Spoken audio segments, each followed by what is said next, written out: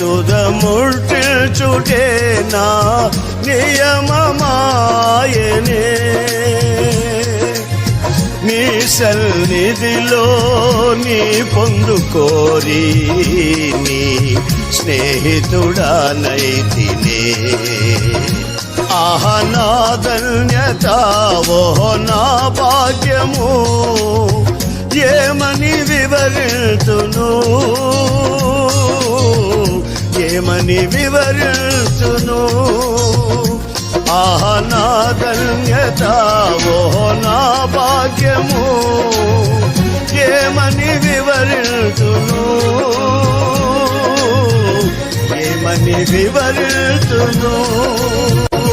నేనెందుకని నీ సొత్తుగా మారితిని, యేసయ్యా నీ